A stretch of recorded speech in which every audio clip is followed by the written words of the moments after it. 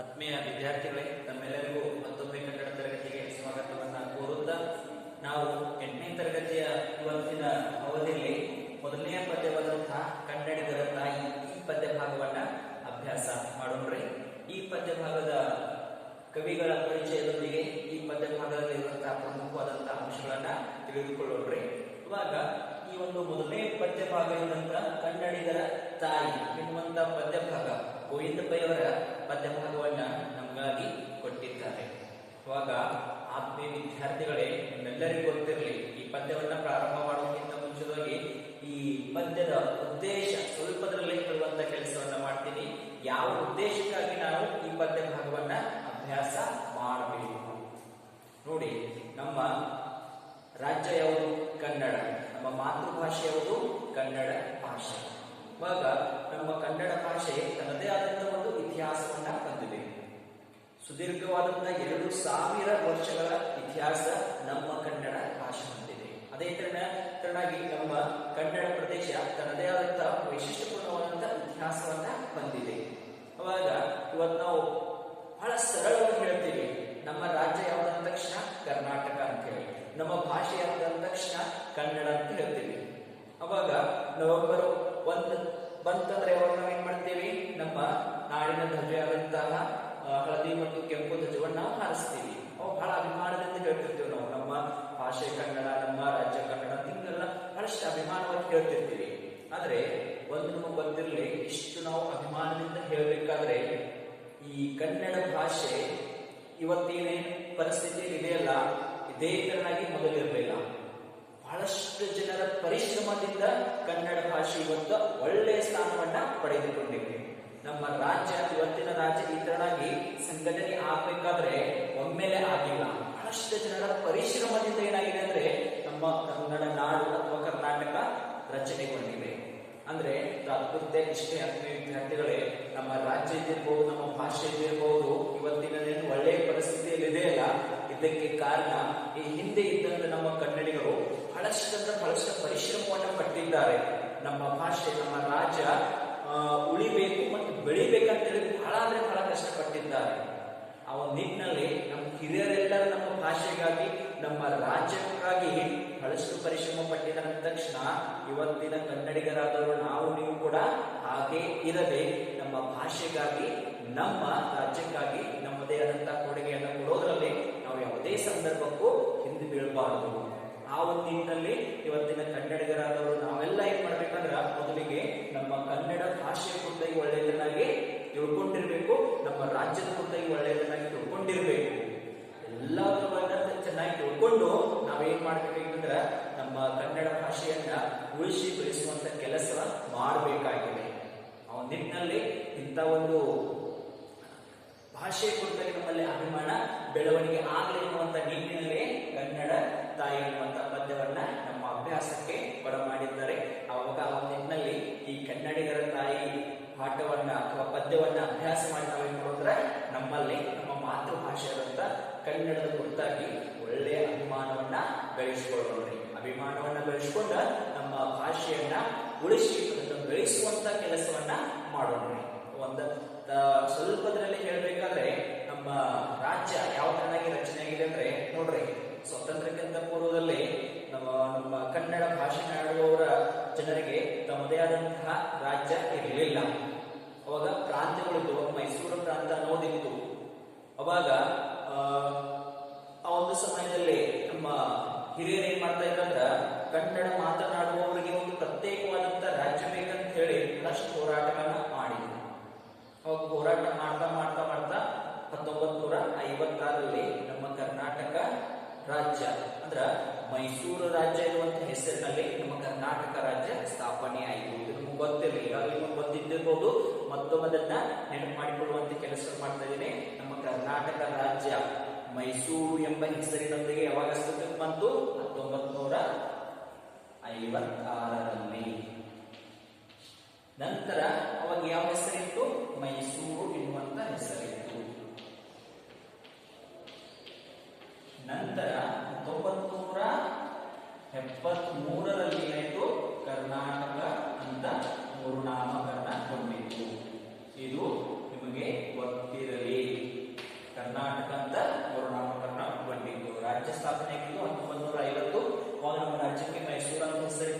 ನಂತರ 1973ರಲ್ಲಿ ನಮ್ಮ ರಾಜ್ಯಕ್ಕೆ ಮೈಸೂರಿನಿಂದ ಏನಂತ ಹೆಸರು ಬಂತು, ಕರ್ನಾಟಕ ಎನ್ನುವಂತ ಹೆಸರು ಬಂತು ಎನ್ನುವುದರಲ್ಲಿ ಪ್ರಮುಖವಾಗಿ ನಾವು ಗಮನಿಸಬೇಕು. ಅರ್ಥ ಆಯ್ತಲ್ಲ, ಈ ತರ ನಮ್ಮ ರಾಜ್ಯದ ರಚನೆಯಾಗಿದೆ.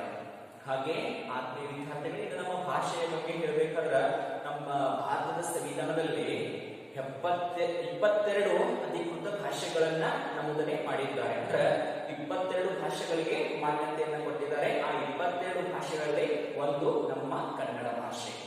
ಅಷ್ಟೇ ಅಲ್ಲದೆ ಶಾಸ್ತ್ರೀಯ ಸ್ಥಾನಮಾನವನ್ನು ಪಡೆದುಕೊಂಡಂತಹ ಭಾರತದ ಭಾಷೆಗಳೆಷ್ಟು? ಕೇವಲ 6. ನೋಡ್ರಿ, ಶಾಸ್ತ್ರೀಯ ಸ್ಥಾನಮಾನವನ್ನು ಪಡೆದುಕೊಂಡಂತಹ ಭಾಷೆಗಳ ಸಂಖ್ಯೆ 6. ಅಂದ್ರ ಶಾಸ್ತ್ರೀಯ ಸ್ಥಾನಮಾನ ಅಂದ್ರ ಯಾವ ಭಾಷೆ ಪುರಾತನ ಕಾಲದಿಂದಲೂ ಇವೆ ಅಲ್ಲ, ಬಹಳಷ್ಟು ಹಿಂದಿನ ಕಾಲದಿಂದ ಇವೆ ಅಲ್ಲ, ಆ ಭಾಷೆಗಳಿಗೆ ಶಾಸ್ತ್ರೀಯ ಸ್ಥಾನಮಾನವನ್ನು ಕೊಡ್ತಾರೆ. ಅವಾಗ ಅಂತಹ ಸ್ಥಾನಮಾನವನ್ನು ಪಡೆದುಕೊಂಡಂತಹ ಒಂದು ಭಾಷೆ ಯಾವ್ದಂದ್ರೆ ನಮ್ಮ ಕನ್ನಡ ಭಾಷೆ. ತಮಿಳು, ತೆಲುಗು, ಸಂಸ್ಕೃತ, ಕನ್ನಡ, ಮಲಯಾಳಂ ಮತ್ತು ಒರಿಯಾ 6 ಭಾಷೆಗಳಿಗೆ ಮಾತ್ರ ಶಾಸ್ತ್ರೀಯ ಸ್ಥಾನಮಾನ ಸಿಕ್ಕಿದೆ. ಈಗ ನಮ್ಮ ಕನ್ನಡಕ್ಕೂ ಕೂಡ, ಕನ್ನಡ ಭಾಷೆ ಕೂಡ ಯಾವಾಗ ಅಂದ್ರೆ 2008ರಲ್ಲಿ ನಮ್ಮ ಕನ್ನಡ ಭಾಷೆಗೆ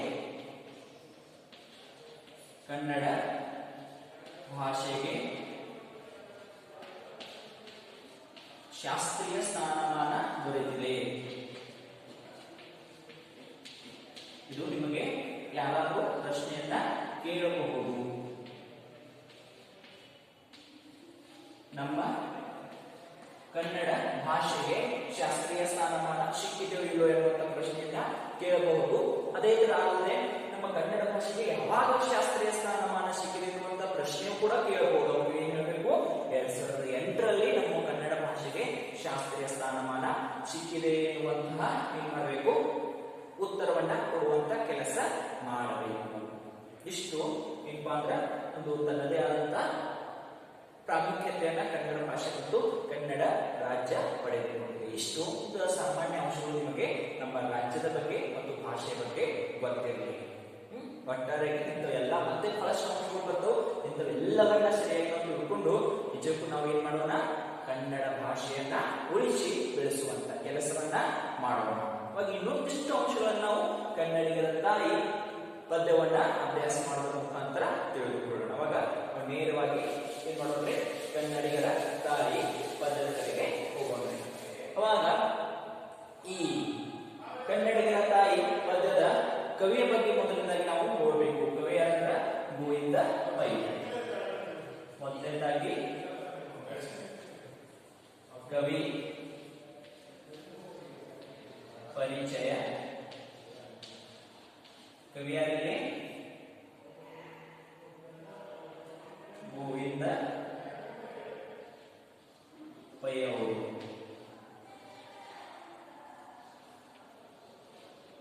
ಕನ್ನಡಿಗರ ತಾಯಿ ಪದ್ಯದ ಕವಿಯರು ಗೋವಿಂದ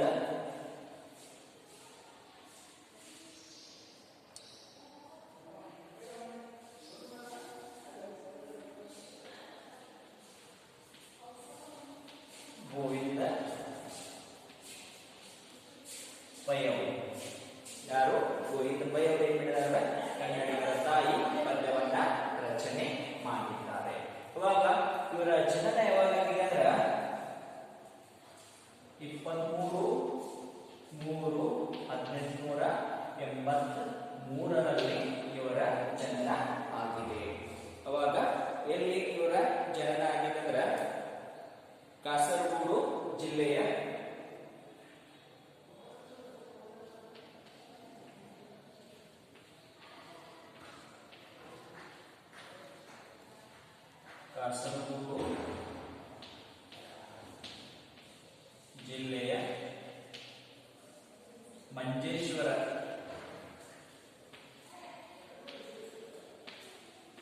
ಮಂಜೇಶ್ವರ ಎಂಬ ಗ್ರಾಮದಲ್ಲಿ ಇವರ ಜನನ 23/3/1883ರಲ್ಲಿ ಇವರ ಜನನ ಆಗಿದೆ.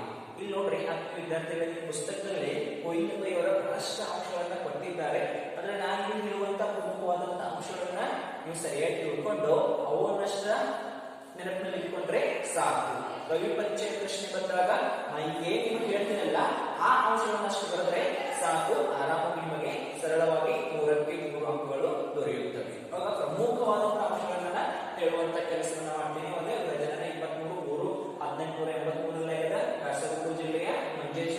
ಗ್ರಾಮದಲ್ಲಿ ಇವರ ಜನನ ಆಗ್ಯದ. ಅವಾಗ ಇವರ ಯಾವ ವೃತ್ತಿಯನ್ನ ಪೂರೈಸಿಕೊಂಡಿದ್ದಾರೆ ಅಂದ್ರ BA ವೃತ್ತಿಯನ್ನ ಅಥವಾ BA ಶಿಕ್ಷಣವನ್ನ ಪಡೆದುಕೊಂಡಿದ್ರು.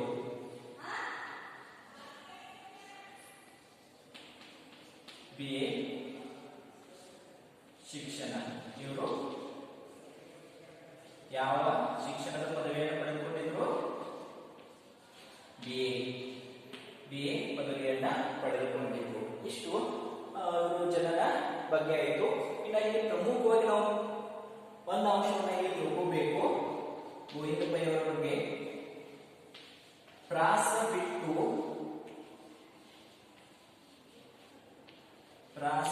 ಬಿಟ್ಟು ಸಾಹಿತ್ಯ ರಚನೆ ಮಾಡಿದ ಮೊದಲ ಕವಿ ಯಾರಂದ್ರೆ ಗೋವಿಂದ ಪೈ ಅವರು.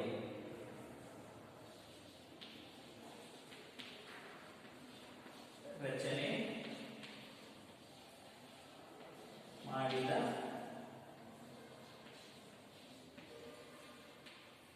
ಮೊದಲ ಕವಿ.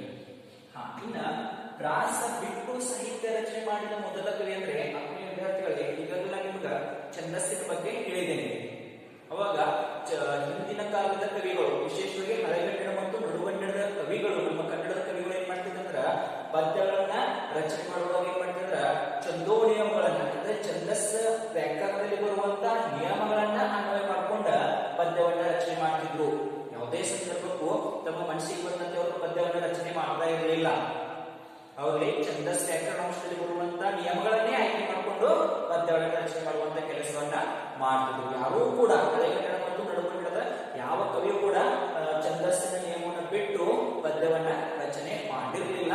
ಅವಾಗ ನಮ್ಮ ಕನ್ನಡದ ಯಾವುದೇ ಸಾಹಿತಿಗಳು, ಕವಿಗಳು ಛಂದಸ್ಸಿನ ನಿಯಮಗಳನ್ನು ಬಿಟ್ಟ ಪದ್ಯಗಳನ್ನು ರಚನೆ ಮಾಡಿರಲಿಲ್ಲ.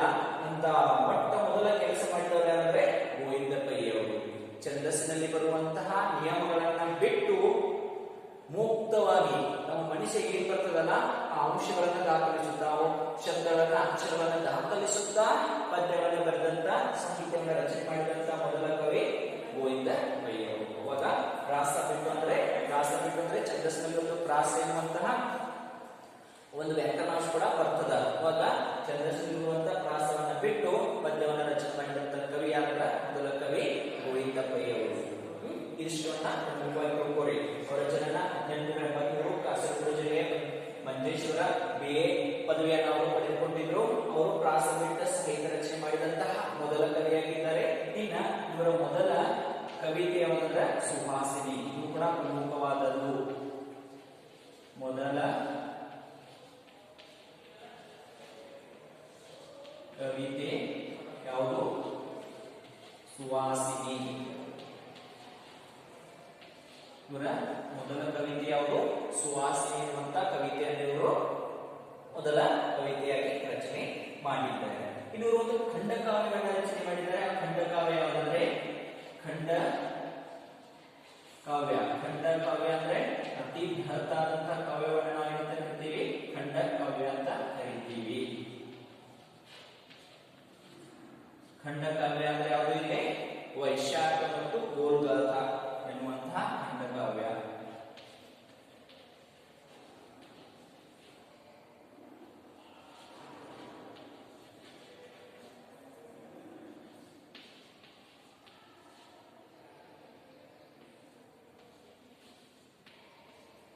ವೈಶಾಖ ಮತ್ತು ಗೋಲ್ಗಾಥ ಎನ್ನುವಂತಹ ಖಂಡಕಾವ್ಯವನ್ನ ಇವರು ರಚನೆ ಮಾಡುವಂತ ಕೆಲಸವನ್ನ ಮಾಡಿದ್ದಾರೆ. ಇದು ನೋಡ್ರಿ ಇವರ ಖಂಡಕಾವ್ಯ. ಖಂಡಕಾವ್ಯ ಅಂದ್ರೆ ಅತಿ ದೊಡ್ಡದಾದಂತಹ ಕಾವ್ಯವನ್ನ ಖಂಡಕಾವ್ಯ ಅಂತ ಕರೀತಾರೆ. ಖಂಡಕಾವ್ಯ ವೈಶಾಖ ಮತ್ತು ಗೋಲ್ಗಾಥ ಎನ್ನುವುದು ಇವರ ಖಂಡಕಾವ್ಯ ಆಗಿದೆ. ಇನ್ನ ಇದಷ್ಟೇ ಅಲ್ಲದೆ ಇವರು ಬಹಳಷ್ಟು ಇಂಗ್ಲಿಷ್ ಭಾಷೆಯ ಕೃತಿಗಳನ್ನ ಕನ್ನಡಕ್ಕೆ ಅನುವಾದ ಮಾಡುವಂತ ಕೆಲಸವನ್ನು ಮಾಡಿದ್ದಾರೆ. ಜಸ್ಟ್ ಯಾವ ಎನ್ನುವಂತ ಅಂಶಗಳನ್ನ ಅಥವಾ ಕೃತಿಗಳನ್ನ ನೆನಪಿನಲ್ಲಿ ಇಟ್ಟುಕೊಳ್ಳುವಂತ ಅವಶ್ಯಕತೆ ಇಲ್ಲ. ಇವಿಷ್ಟ ನೆನಪಿಟ್ಟುಕೊಂಡ್ರೆ ಸಾಕು. ಇನ್ನು ಅವರು ಪ್ರಮುಖವಾದಂತಹ ಕನ್ನಡದಲ್ಲಿ ರಚನೆ ಮಾಡಿದಂತಹ ಕೃತಿಗಳನ್ನ ಅಷ್ಟ ನೋಡ್ಕೋಬೇಕು.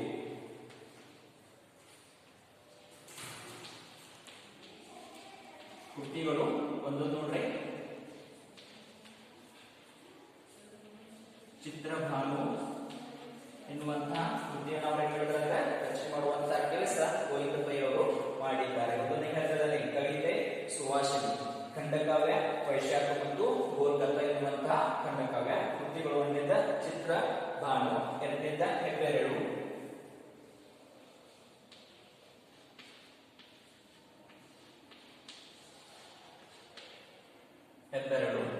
ಜೊತೆಗೆ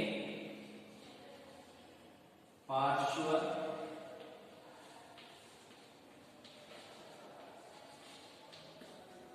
ನಾಥ ಚರಿತೆ,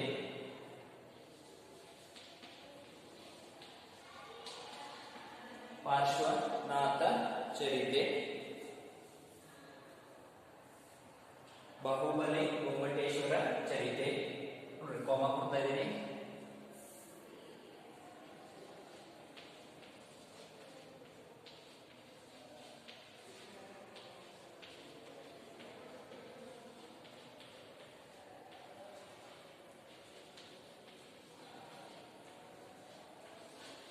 ಗೊಮ್ಮಟೇಶ್ವರ ಚರಿತೆ ಹಾಗೂ ಬುದ್ಧ ಚರಿತೆ ಎನ್ನುವಂತಹ ಕೃತಿಗಳನ್ನ ಇವರು ರಚನೆ ಮಾಡಿದ್ದಾರೆ. ಚಿತ್ರಭಾನು, ಹೆಬ್ಬೆರಳು, ಪಾರ್ಶ್ವನಾಥ ಚರಿತೆ ಅಥವಾ ಪಾರ್ಶ್ವನಾಥ ತೀರ್ಥಂಕರ ಚರಿತೆ ಅಂತ ಕೂಡ ಬರೀತದ, ಚಿತ್ರದು ಕೂಡ ನಡೀತದ. ಬಾಹುಬಲಿ ಗೊಮ್ಮಟೇಶ್ವರ ಚರಿತೆ ಮತ್ತು ಬುದ್ಧ ಚರಿತೆ ಎನ್ನುವಂತಹ ಕೃತಿಗಳನ್ನ ಇವರು ರಚನೆ ಮಾಡಿದ್ದಾರೆ. ಇಷ್ಟು ಪ್ರಮುಖವಾಗಿ ಇವರ ಬಗ್ಗೆ ಇರುವಂತಹ ಅಂಶಗಳು. ಇನ್ನು ಮತ್ತೊಂದು ಅಂಶವನ್ನು ನಾವಿಲ್ಲಿ ನೆನಪಿಟ್ಕೋಬೇಕು. ಇವರಿಗೆ ಇಲ್ಲಿ ಬರೀತೀವಿ 1949ರಲ್ಲಿ ಏನಾಗಿದ್ರೆ ರಾಷ್ಟ್ರ ಕವಿ ಬಿರುದು ಸಿಕ್ಕಿದೆ. ಇದು ಪ್ರಮುಖವಾಗಿ ನೀವು ಗಮನಿಸಬೇಕು. ನಮ್ಮ ಕನ್ನಡದ ಎಷ್ಟು ಕವಿಗಳಿಗೆ ರಾಷ್ಟ್ರಕವಿ ಬಿರುದು ಸಿಕ್ಕಿದೆ ಅಂದ್ರೆ ಕೇವಲ 3 ಕವಿಗಳೇ ರಾಷ್ಟ್ರಕವಿ ಬಿರುದು ಸಿಕ್ಕಿದೆ. ಅವರು ಯಾರ್ಯಾರ?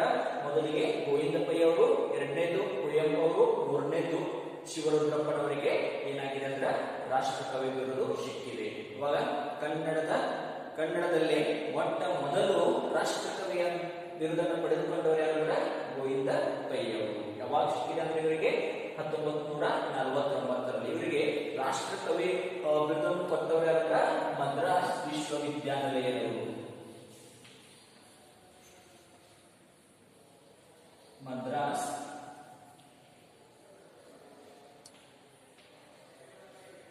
ವಿಶ್ವವಿದ್ಯಾನಿಲಯದವರು.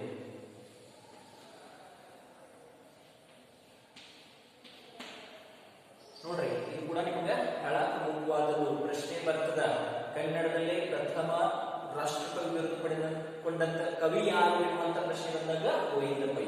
ಎರಡನೆಯವರು ಕುವೆಂಪು ಅವರಿಗೆ 1964ರಲ್ಲಿ ರಾಷ್ಟ್ರಕವಿ ಬಿರುದು ಸಿಕ್ಕಿದ. ಮೂರನೇದಾಗಿ ಶಿವರುದ್ರಪ್ಪನವರಿಗೆ 2006ನಲ್ಲಿ ರಾಷ್ಟ್ರಕವಿ ಬಿರುದು ಸಿಕ್ಕಿದ. ಒಟ್ಟಾರೆಯಾಗಿ ನಮ್ಮ ಕನ್ನಡದ ಎಷ್ಟು ಕವಿಗಳಿಗೆ ರಾಷ್ಟ್ರಕವಿ ಬಿರುದು ಸಿಕ್ಕಿದ? 3. ಗೋವಿಂದ ಪೈ ಮೊದಲನೇದು, ಎರಡನೇದು ಕುವೆಂಪು ಅವರು, ಮೂರನೇದು ಶಿವರುದ್ರಪ್ಪನವರಿಗೆ ಏನಾಗಿದೆ ರಾಷ್ಟ್ರಕವಿ ಬಿರುದು ಸಿಕ್ಕಿದೆ ಅನ್ನೋದನ್ನು ನಾವು ನೋಡಬಹುದು.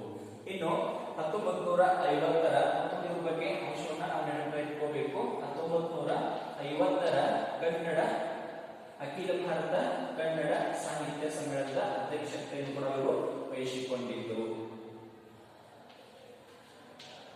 ಇಲ್ಲಿ ಕನ್ನಡ ಸಮ್ಮೇಳನ ಅಂತ ಹೇಳಿ ಅಷ್ಟೇ ಬರ್ತೀವಿ. ಪೂರ್ಣವಾಗಿ ಅಖಿಲ ಭಾರತ ಕನ್ನಡ ಸಾಹಿತ್ಯ ಸಮ್ಮೇಳನದ ಅಧ್ಯಕ್ಷತೆಯನ್ನು ಕೂಡ ವಹಿಸಿಕೊಂಡಿದ್ರು. ಇನ್ನು ಕೊನೆಯದಾಗಿ 6/9/1963ರಲ್ಲಿ ಇವರ ನಿಧನರಾಗ್ತಾರೆ. ನೋಡ್ರಿ, ಅರ್ಥ ಆಯ್ತಲ್ಲ? ಇಷ್ಟು ಅಂಶಗಳನ್ನ ಮಾತ್ರ ನೀವು ಗೋವಿಂದ ಪೈ ಅವರಿಗೆ ಅವರ ಬಗ್ಗೆ ನೆನಪಿಟ್ಟುಕೊಂಡ್ರೆ ಸಾಕು. ಇಷ್ಟನ್ನ ಬರೆದ್ರೆ ಸರಳವಾಗಿ ನೀವು 3 ಅಂಕಗಳನ್ನ ಆರಾಮವಾಗಿ ಪಡ್ಕೊಳ್ತೇವೆ. ಮತ್ತೊಮ್ಮೆ ಹೇಳ್ತಾ ಇದ್ದೀನಿ, ಗೋವಿಂದ ಪೈ ಅವರ ಜನನ 23/3/1883ರಲ್ಲಿ ಆಗಿದೆ. ಕಾಸರಗೋಡು ಜಿಲ್ಲೆಯ ಮಂಜೇಶ್ವರ ಗ್ರಾಮದಲ್ಲಿ ಅವರ ಜನನ ಆಗಿದೆ. BA ಪದವಿಯನ್ನು ಅವರು ಪಡೆದುಕೊಂಡಿದ್ರು. ನೆಕ್ಸ್ಟ್ ಪ್ರಾಸ ಬಿಟ್ಟು ಸಾಹಿತ್ಯ ರಚನೆ ಮಾಡಿದಂತ ಮೊದಲ ಕವಿ ಯಾರಂದ್ರೆ ಗೋವಿಂದ ಪೈ ಅವರು. ಪ್ರಾಸ ಬಿಟ್ಟು ಅಂದ್ರೆ ಏನಿದೆನಲ್ಲ, ಛಂದಸ್ಸಿನಲ್ಲಿ ಬರುವಂತಹ ನಿಯಮಗಳನ್ನ ಬಿಟ್ಟು ಪದ್ಯ ರಚನೆ ಮಾಡುವಂತಹ ಮೊದಲ ಸಾಹಸವನ್ನ ಮಾಡಿದ್ದಾರೆ ಗೋವಿಂದ ಪೈ ಅವರು. ಗೋವಿಂದ ಪೈ ಅವರಿಗಿಂತ ಮುಂಚಿತವಾಗಿ ಎಲ್ಲಾ ಕವಿಗಳು ಏನ್ ಮಾಡ್ತಿದ್ರು? ಪದ್ಯಗಳನ್ನ ರಚನೆ ಮಾಡುವಾಗ ಅವ್ರು ಏನ್ ಮಾಡ್ತಿದ್ರ? ಛಂದಸ್ಸಿನ ನಿಯಮಗಳಿಗೆ ಅನುಗುಣವಾಗಿನ ಏನ್ ಮಾಡ್ತಿದ್ರು? ಪದ್ಯವನ್ನ ರಚನೆ ಮಾಡ್ತಿದ್ರ. ಛಂದಸ್ಸಿನ ನಿಯಮಗಳನ್ನ ಬಿಟ್ಟು ಬಿಟ್ಟ ಪದ್ಯವನ್ನು ರಚನೆ ಮಾಡಿದರು. ಮೊದಲಿಗೆ ಯಾರಂದ್ರ ಗೋವಿಂದ ಪೈ ಅವರು. ಅದಾದ ನಂತರ ಅವರ ಮೊದಲ ಕವಿತೆ ಸುಹಾಸಿನಿ. ಇದನ್ನ ನೆನಪಿಟ್ಕೊಳ್ಳಿ. ಗೋವಿಂದ ಪೈ ಅವರ ಮೊದಲ ಕವಿತೆ ಸುಹಾಸಿನಿ. ಅವರ ಖಂಡಕಾವ್ಯ ವೈಶಾಖ ಮತ್ತು ಗೋರುಲತ ಎನ್ನುವುದು ಅವರ ಖಂಡಕಾವ್ಯ. ಕೃತಿಗಳು ಚಿತ್ರಭಾನು, ಹೆಬ್ಬೆರಳು, ಪಾರ್ಶ್ವನಾಥ ಚರಿತೆ ಅಥವಾ ಪಾರ್ಶ್ವನಾಥ ತೀರ್ಥಂಕರ ಚರಿತೆ, ಬಹುಬಲಿ ಗೋಮಟೇಶ್ವರ ಚರಿತೆ, ಬುದ್ಧ ಚರಿತೆ ಎನ್ನುವಂಥದ್ದು ಅವರ ಪ್ರಮುಖವಾದಂತಹ ಕೃತಿಗಳು. ಈ ಕೃತಿಗಳನ್ನಷ್ಟು ನೀವು ಸರಿಯಾಗಿ ನೆನಪಲ್ಲಿಟ್ಕೊಳ್ಳಿ. ಇನ್ನು 1949 ಅಂತ ನೆನಪಿಟ್ಕೋಬೇಕು. 1949ರಲ್ಲಿ ಅವರಿಗೆ ಏನಾಗಿದೆ ಅಂದ್ರೆ ರಾಷ್ಟ್ರಕವಿ ಬಿರುದು ಸಿಕ್ಕಿದೆ. 1949ರಲ್ಲಿ ಅವರಿಗೆ ಏನಾಗಿದೆ ಅಂದ್ರೆ ರಾಷ್ಟ್ರ ಕವಿ ಬಿರುದು ದೊರೆತಿದೆ. ಅದು ಯಾವ ವಿಶ್ವವಿದ್ಯಾನಿಲಯದಿಂದ? ಮದ್ರಾಸ್ ವಿಶ್ವವಿದ್ಯಾನಿಲಯದಿಂದ ಅವರಿಗೆ ರಾಷ್ಟ್ರಕವಿ ಬಿರುದು ಸಿಕ್ಕಿದ. ಜೊತೆಗೆ 1950ರ ಅಖಿಲ ಭಾರತ ಕನ್ನಡ ಸಾಹಿತ್ಯ ಸಮ್ಮೇಳನದ ಅಧ್ಯಕ್ಷರಾಗಿದ್ದರು. ಜೊತೆಗೆ ಅವರು 1963ರಲ್ಲಿ ನಮ್ಮನ್ನ ಬಿಟ್ಟು ತೊಲಗಿದ್ರು ಅಥವಾ ನಿಧನರಾದರು ಎನ್ನುವಂತ ಅಂಶದಲ್ಲಿ ನಾವು ನೋಡಬಹುದು. ಇಷ್ಟು ಗೋವಿಂದ ಪೈ ಅವರ ಕುರಿತಾಗಿ ಲೇಖಕರ ಅಥವಾ ಕವಿಯ ಪರಿಚಯ. ಅರ್ಥ ಆಯ್ತಲ್ಲ? ಇಷ್ಟ ನೀವು ಏನ್ ಮಾಡ್ಬೇಕು, ಸರಿಯಾಗಿ ತಿಳ್ಕೊಂಡ್ರೆ ಸಾಕು. ಇನ್ನ ಈ ಗೋವಿಂದ ಪೈ ಅವರ ಪರಿಚಯ ಆದ ನಂತರ ನೇರವಾಗಿ ನಾವೇನ್ ಮಾಡೋಣ್ರೆ ಕನ್ನಡಿಗರ ತಾಯಿ ಪದ್ಯದ ಕಡೆಗೆ ಬರೋಣ್ರೆ. ಈಗ ನಾನು ಹೇಳಿದ ಪ್ರಕಾರವಾಗಿ ಏನಂದ್ರೆ ಕನ್ನಡ ಬಗ್ಗೆ, ಕನ್ನಡ ಭಾಷೆಯ ಬಗ್ಗೆ, ಕನ್ನಡ ರಾಜ್ಯದ ಬಗ್ಗೆ ಏನ್ ಮಾಡಿದ್ದಾರೆ ಅಂದ್ರೆ ಅಭಿಮಾನ ಮೂಡಿಸುವಂತ ಅಂಶಗಳನ್ನ ಈ ಪದ್ಯದಲ್ಲಿ ಹಾಕುವಂತ ಕೆಲಸವನ್ನ ಮಾಡಿದ್ದಾರೆ. ಇವಾಗ ಈ ಪದ್ಯದಲ್ಲಿ ಇರುವಂತಹ ಅಂಶಗಳನ್ನ ಅಭ್ಯಾಸ ಮಾಡಿ ನಾವು ಏನ್ ಮಾಡ್ಬೇಕಂದ್ರೆ ಕನ್ನಡದ ಕುರಿತಾಗಿ ನಮ್ಮಲ್ಲಿ ಅಭಿಮಾನವನ್ನ, ಹೆಮ್ಮೆಯನ್ನ ಬೆಳೆಸಿಕೊಳ್ಳುವಂತ ಕೆಲಸವನ್ನ ಮಾಡಬೇಕು. ಅವಾಗ ಪ್ರಮುಖವಾಗಿ ಗೋವಿಂದ ಪೈ ಅವರು ಏನ್ ಮಾಡ್ತಾರೆ ಅಂದ್ರೆ ಈ ಪದ್ಯದ ಉದ್ದಕ್ಕೂ ಕೂಡ ಕನ್ನಡ ತಾಯಿಯಲ್ಲಿ ಒಂದು ಮನವಿಯನ್ನ ಮಾಡ್ತಾರೆ. ಕನ್ನಡ ತಾಯಿ, ಕನ್ನಡ ದೇವತೆಗಳಲ್ಲ, ಆ ಕನ್ನಡ ದೇವತೆ ಹತ್ರ ಒಂದು ಮನವಿಯನ್ನ, ಪ್ರಾರ್ಥನೆಯನ್ನ ಮಾಡ್ಕೊತಾರೆ. ನಮ್ಮ ಕನ್ನಡ ನಾಡು ಹೇಗಿರಬೇಕು, ಹೇಗಾಗಬೇಕು, ಕನ್ನಡಿಗರು ಹೇಗಾಗಬೇಕು, ಕನ್ನಡ ಭಾಷೆಯ ಒಳ್ಳೆಯ ಸ್ಥಿತಿ ಹೇಗಿರಬೇಕು ಅನ್ನೋ ಎಲ್ಲಾ ಅಂಶಗಳ ಕುರಿತಾಗಿ ಏನ್ ಮಾಡ್ತಾರೆ ಅಂದ್ರ ನಮ್ಮ ಗೋವಿಂದ ಪೈ ಅವರು ಕನ್ನಡ ದೇವತೆಯ ಹತ್ರ, ಕನ್ನಡ ತಾಯಿ ಹತ್ರ ಏನ್ ಮಾಡ್ತಾರೆ, ಕೆಲವೊಂದಿಷ್ಟ ಪ್ರಾರ್ಥನೆಯನ್ನ ಮಾಡ್ತಾರೆ. ಅವಾಗ ಯಾವೆಲ್ಲ ಪ್ರಾರ್ಥನೆಯನ್ನ ಮಾಡ್ತಾರೆ ಅನ್ನುವಂತ ಅಂಶವನ್ನ ಪದ್ಯದ ಮುಖೇನ ನಾವು ನೋಡುವಂತ ಕೆಲಸವನ್ನ ಮಾಡೋಣ. ಅವಾಗ ಪದ್ಯದ ಮೊದಲು ಸಾಲುಗಳನ್ನ, ಮೊದಲ ಅಂಶಗಳನ್ನ ನೋಡಿದಾಗ ತಾಯಿಗಾರ ಭಗವತೋರ ಕನ್ನಡಿಗರ ಮಾತೆ, ಹರಸು ತಾಯಿ ಸುತರ ಕಾಯಿ ನಮ್ಮ ಜನ್ಮದಾತೆಯೇ, ನಮ್ಮ ತಪ್ಪ ನೆನೆತು ತಾಳ್ವೆ ಅಕ್ಕರಿಂದ ನಮ್ಮ ನಾಳ್ವೆ, ನಿನೇ ಕಣ ನಮ್ಮ ಬಾಳ್ವೆ, ನಿನ್ನ ಮರೆಯ ಲೆಮ್ಮೆವು ತನು ಕನ್ನಡ ಮನ ಕನ್ನಡ ನುಡಿ ಕನ್ನಡ ಬೆಮ್ಮೆವು ಎನ್ನುವಂತ ಮಾತನಿಲ್ಲಿ ಮೊದಲನೇದಾಗಿ ತಿಳಿಸ್ತಾ ಇದ್ದಾರೆ. ಇವಾಗ ಕನ್ನಡಿಗರನ್ನ ಹೇಳಿರಲ್ಲ, ಈಗ ಪದ್ಯದಲ್ಲಿ ಏನಿದೆ, ಗೋವಿಂದ ಪೈ ಅವರು ಕನ್ನಡ ದೇವತೆಯ ಹತ್ರ ಅಥವಾ ಕನ್ನಡ ತಾಯಿ ಎದುರಿಗೆ ಒಂದಿಷ್ಟು ಪ್ರಾರ್ಥನೆಯನ್ನ ಮಾಡ್ತಾರೆ, ಮನವಿಯನ್ನ ಮಾಡ್ತಾರೆ. ಆ ಮನವಿಯನ್ನ ನಾವು ಈ ಪದ್ಯದಲ್ಲಿ ಅಭ್ಯಾಸ ಮಾಡ್ತೀವಿ ಅಂತ ಹೇಳಿದ್ನಲ್ಲ. ಅವಾಗ ಏನೆಲ್ಲ ಮನವಿ ಮಾಡ್ತಾರೆ ಅಂದ್ರೆ, ಮನವಿ ಮಾಡ್ತಾರ ತಾಯಿ ಬಾರ ಮೊಗವ ತೋರ. ಅವಾಗ ಕನ್ನಡ ತಾಯಿ ನೀವು ಬಾ ಅಂತ ನಮ್ಮಗ ಮೊಗವನ್ನು ತೋರು ಅಂತ ಹೇಳ್ತಾರೆ. ಮೊಗ ಅಂದ್ರೆ ಮುಖ, ನೀನು ಬಂದು ನಮಗೆ ನಿನ್ನ ಮುಖವನ್ನ ತೋರಿಸು ಎನ್ನುವಂತ ಪ್ರಾರ್ಥನೆಯನ್ನ ಮೊದಲನೇದಾಗಿ ಗೋವಿಂದ ಪೈ ಅವರು ಮಾಡ್ತಾ ಇದ್ದಾರೆ. ಮೊಗ ಅಂದ್ರ ಮುಖ, ಮೊಗ ಅಂದ್ರೆ ಮುಖ.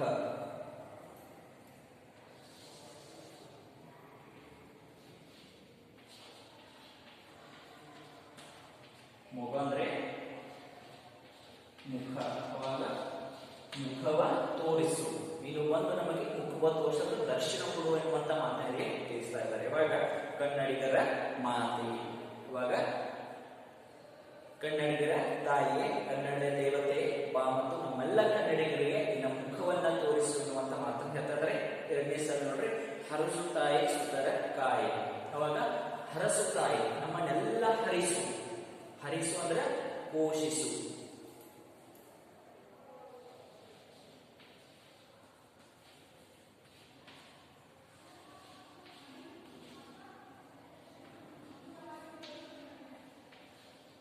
ಪೋಷಿಸು ನಮ್ಮನ್ನೆಲ್ಲವನ್ನ, ನಮ್ಮೆಲ್ಲ ಕನ್ನಡಿಗರನ್ನ ಪೋಷಿಸುವಂತ, ನಮ್ಮೆಲ್ಲರನ್ನ ರಕ್ಷಣೆ ಮಾಡುವಂತ ಕೆಲಸ ನೀ ಮಾಡುತ್ತಾ ಎನ್ನುವಂತ ಮಾತನಿಗೆ ತಿಳಿಸ್ತಾ ಇದ್ದಾರೆ. ಅವಾಗ ಸುತರ ಕಾಯಿ, ಸುತರು ಅಂದ್ರೆ ಇಲ್ಲಿ ಮಕ್ಕಳು.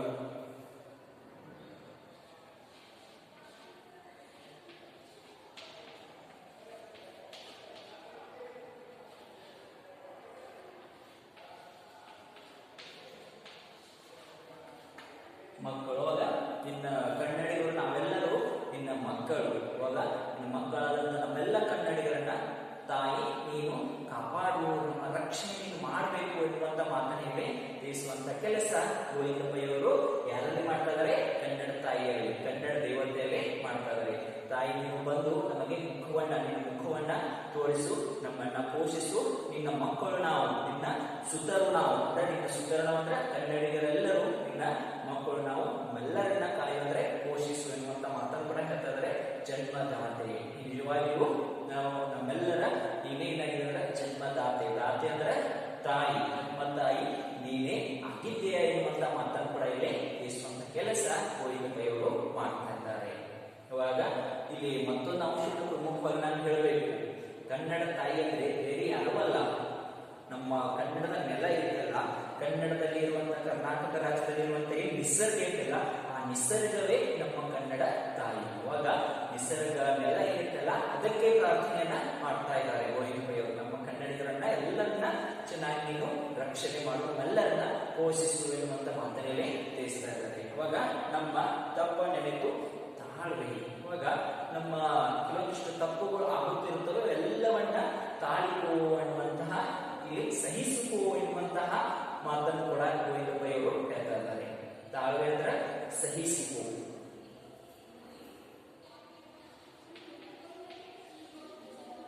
ತಾಳ್ವೆ ಅಂದ್ರೆ ಸಹಿಸು. ಅವಾಗ ನಿಜವಾಗೂ ನಾವು ಕನ್ನಡಿಗರು ಕೆಲವೊಂದು ತಪ್ಪುಗಳನ್ನ ಮಾಡ್ತಾ ಇದ್ದೀವಿ. ನಮ್ಮ ಕನ್ನಡದ ನೆಲವನ್ನ ಸರಿಯಾಗಿ ರಕ್ಷಣೆ ಮಾಡುವಂತ ಕೆಲಸ ಮಾಡ್ತಾ ಇಲ್ಲ, ಕನ್ನಡದ ಕರ್ನಾಟಕದ ಪರಿಸರವನ್ನ ರಕ್ಷಣೆ ಮಾಡುವಂತ ಕೆಲಸವನ್ನ ಮಾಡ್ತಾ ಇಲ್ಲ. ನೋಡ್ರಿ, ನಾವು ನಮ್ಮ ಈಗಾಗಲೇ ನಾವು ಹೇಳಿದ ಪ್ರಕಾರವಾಗಿ ಕನ್ನಡ ತಾಯಿ ಅಂದ್ರೆ ಬೇರೆ ಯಾರಲ್ಲ, ನಮ್ಮ ನೆಲ ಮತ್ತು ನಮ್ಮ ಪರಿಸರ. ಅವಾಗ ನಾವು ಒಳ್ಳೆಯದನ್ನಾಗಿ ಆರೋಗ್ಯಯುತವಾಗಿ ಜೀವನವನ್ನು ನಡೆಸಬೇಕಾದ್ರೆ ನಾವೇನ್ ಮಾಡ್ಬೇಕು? ಒಳ್ಳೆಯದಾದಂತ ಪರಿಸರವನ್ನ ಕಾಯ್ಕೋಬೇಕು. ನಾವು ಪರಿಸರಕ್ಕೆ ನಮ್ಮದೇ ಆದ ಎಷ್ಟು ಕೊಡುಗೆಯನ್ನು ನೀಡ್ತೀವಲ್ಲ, ಅಷ್ಟು ಪರಿಸರ ನಮ್ಮನ್ನ ಸಂರಕ್ಷಣೆ ಮಾಡುವಂತ ಕೆಲಸ ಮಾಡ್ತದ.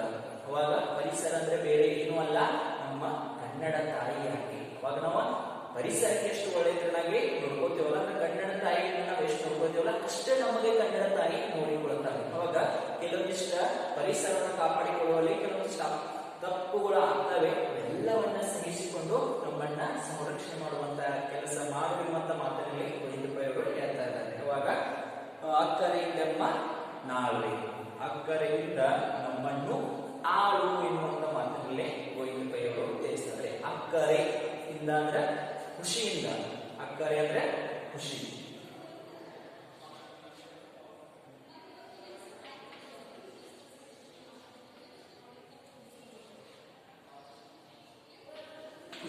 ಖುಷಿಯಿಂದ ನಮ್ಮನ್ನ ಆಳು ಎನ್ನುವಂತ. ಅವಾಗ ನೋಡ್ರಿ, ನಾವು ನಮ್ಮನ್ನ ಆಳುವವರು ಯಾರು? ಪ್ರತಿನಿಧಿಗಳು ಇದ್ದಿರ್ತಾರೆ. ಅಂದ್ರೆ ನಮಗೆ ನಿಜವಾಗಿ ಆಳುವವರು ಯಾರಂದ್ರೆ ನಮ್ಮ ಕನ್ನಡ ತಾಯಿ ಎನ್ನುವಂತ ಮಾತನಲ್ಲಿ ಗೋವಿಂದಪ್ಪಯ್ಯವರು ಹೇಳ್ತಾರೆ. ಅವಾಗ ತಾಯಿ ನೀನು ಅಕ್ಕರಿಂದ ಖುಷಿಯಿಂದ ನಮ್ಮನ್ನ ಆಳು, ಬೇಸರಗೊಂಡು ಕೋಪಗೊಂಡು ನಮ್ಮನ್ನ ಆಳ್ಬೇಡ ಎನ್ನುವಂತ ಮಾತನಲ್ಲಿ ಗೋವಿಂದಪ್ಪಯ್ಯವರು ಹೇಳ್ತಾ ಇದ್ದಾರೆ. ನೀನೇ ಕಣ್ಣ ನಮ್ಮ ಬಾಳ್ವೆ. ಬಾಳ್ವೆ ಅಂದ್ರೆ ಬಾಳು, ಜೀವನ, ನಮ್ಮ ನಿಜವಾದಂತ ಜೀವನ ಬೇರೆ ಏನೂ ಇಲ್ಲ, ನೀನೇ ಆಗಿದ್ದೀಯಾ ಎನ್ನುವಂತ ಮಾತನಲ್ಲಿ ತಿಳಿಸ್ತಾ ಇದ್ದಾರೆ. ಅವಾಗ ತನು ಕನ್ನಡ, ಮನ ಕನ್ನಡ, ನುಡಿ ಕನ್ನಡ. ಅವಾಗ ನಿಜವಾಗಿಯೂ ನಮಗೆಲ್ಲ ಹೇಗ್ ಮಾಡೋದ್ರ ನಮ್ಮ ದೇಹ, ತನು ಅಂದ್ರ ದೇಹ,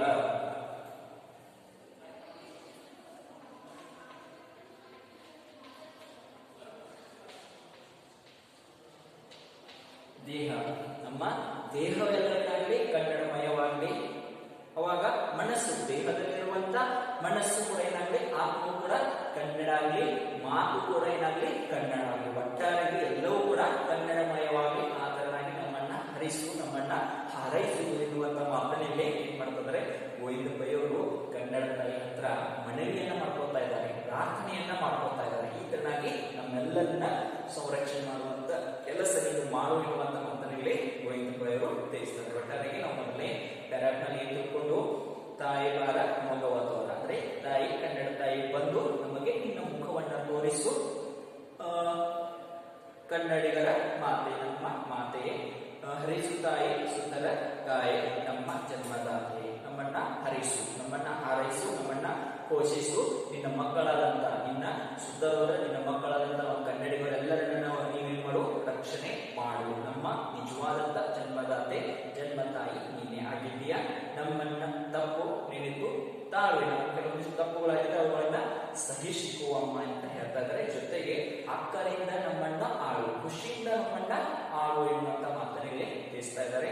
ಕೊನೆಗೆ ನೀನೇ ನಮ್ಮ ಜೀವನ, ನಮ್ಮ ಎಲ್ಲ ದೇಹವೂ ಕೂಡ ಮನಸ್ಸು ಮಾತು ಕೂಡ ಕನ್ನಡಮಯ ಆಗಲಿ, ಆತರನಾಗಿ ನಮ್ಮನ್ನೆಲ್ಲರನ್ನ ಹಾರೈಸುವಂತ ಪ್ರಾರ್ಥನೆಯನ್ನ ಗೋವಿಂದ ಬೈ ಅವರು ಕನ್ನಡ ತಾಯಿ ಹತ್ರ ಮಾಡ್ತಾ ಇದ್ದಾರೆ. ಇಷ್ಟು ಆತ್ಮೀಯ ವಿದ್ಯಾರ್ಥಿಗಳೇ, ಮೊದಲನೇ ಪ್ಯಾರಾಗ್ರಾಫ್ನಲ್ಲಿ ಯಾವ ತರನಾಗಿ ಗೋವಿಂದ ಬೈ ಅವರು ಕನ್ನಡ ತಾಯಿ ಹತ್ರ ಪ್ರಾರ್ಥನೆಯನ್ನ ಮಾಡಿಕೊಂಡಿದ್ದಾರೆ ಎನ್ನುವಂತ ಅಂಶ, ಮತ್ತೆ ಏನೆಲ್ಲ ಪ್ರಾರ್ಥನೆಯನ್ನ ಗೋವಿಂದ ಬೈ ಅವರು ಕನ್ನಡ ತಾಯಿ ಹತ್ರ ಮಾಡ್ಕೋತಾರೆ ಎನ್ನುವಂತ ಅಂಶವನ್ನ